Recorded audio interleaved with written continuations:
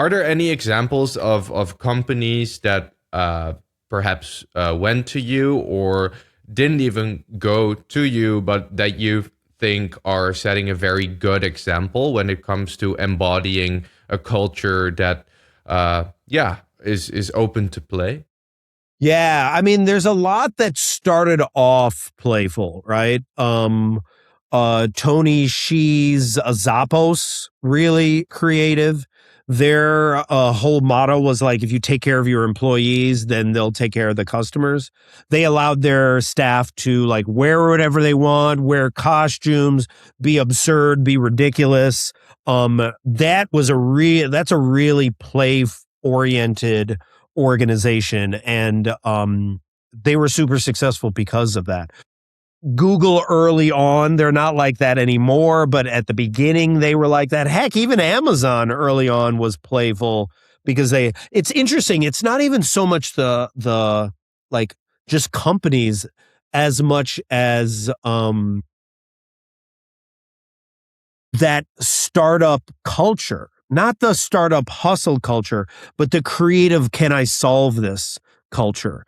There was even, I forgot, it was called like Fish, but it was these guys out of Seattle that would like throw fish. And part of their, I forgot what Fish stood for. What was it? The Fish acronym? Let me see if I know it. What that was like about fun. Uh yeah. Their whole fish thing was like, the fish philosophy was play, make their day, be there, choose your attitude. And for a while, this fish philosophy actually impacted a ton of organizations, but it all came from Pike Place Fish Market, like this random like market of fish that was just happened to be, selling fish all day long, but people actually learned how to connect and use play as a way to build camaraderie and build teams that way. So I don't know if there's specific companies as much as philosophies that people embraced, and then many of them forgot about it. Costco, another great organization that still supports their staff, and then on top of it, many of these organizations like a Costco not only allow their staff to be creative. Heck, Southwest used to be that until they got bought by private equity, right? But they pay them really well as well. So the combination of multiple things are crucial in it. Yeah, is it something to do with size, perhaps? That as soon as a company It gets could too be, but big, no, or Southwest was, bureaucracy? for a while, Southwest was really creative for like 20 years. They would allow their flight attendants to do their presentations however they wanted. They would give a lot of room for their staff to be creative. And they were a Fortune 500 company with, tens of thousands of staff, if not more. So I don't know if it's the size. I think it's the desire, frankly. Like, is fun a crucial, important component of your mission statement? Is play really crucial to how you get things done? Or as soon as you get bought by private equity, or as soon as you get seed money, or as soon as you bring in like a new CEO that is so results oriented that they forget the whole culture of it, you know, another great example is Savannah Bananas. Have you ever heard of the Savannah Bananas? No, but that sounds fun. So awesome example, right? It's a minor league team. Nobody should care about this minor league baseball team. Hmm. But they were like, you know what we're going to do? We're just going to make baseball, but we're going to do all the fun things. We're going to do all these creative things. We're going to dance during the middle of the game. We're going to do flips. We're just going to, it's going to almost feel like the Harlem Globetrotters of like baseball. All of a sudden, Savannah Bananas started selling out small minor league stadiums. This was like 4 or 5 years ago. And then they kept doing it. They would bring celebrities on to play baseball with them. And they got so big that they started selling out Major League Baseball stadiums. And now they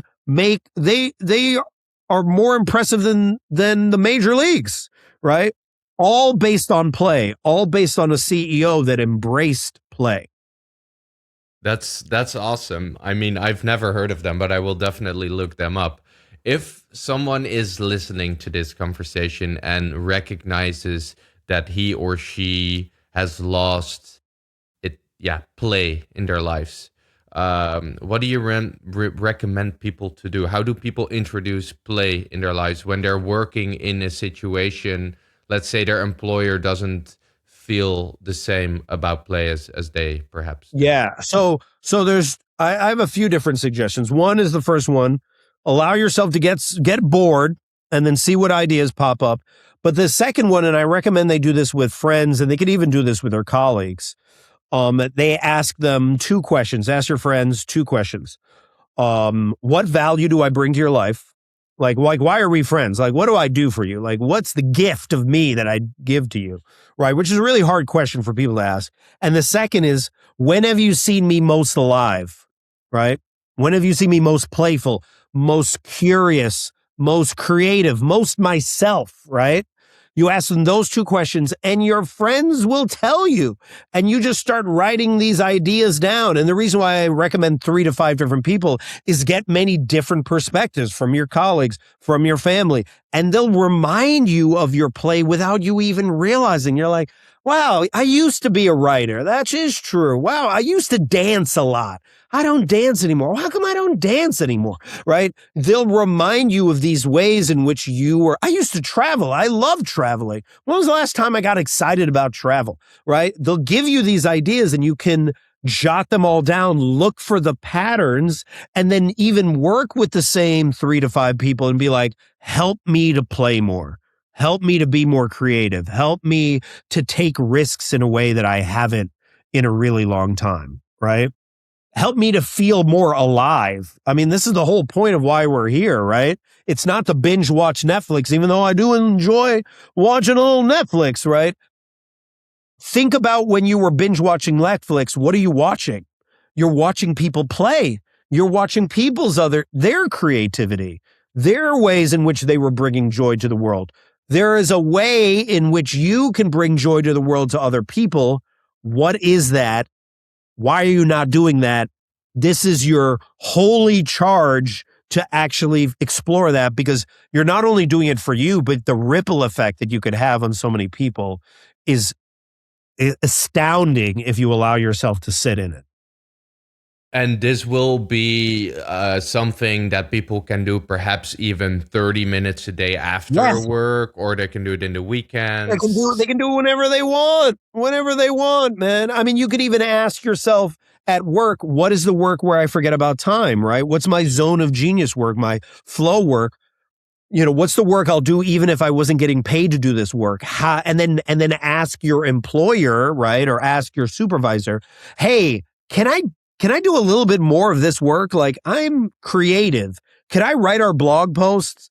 I love doing podcasts. Could I create a podcast for the organization? I'll still get my other work done, but I want to work on this as well because I think it would actually benefit the organization. You'd be surprised how many times your supervisor would be like, hey, that could actually be beneficial to us. All right, explore that.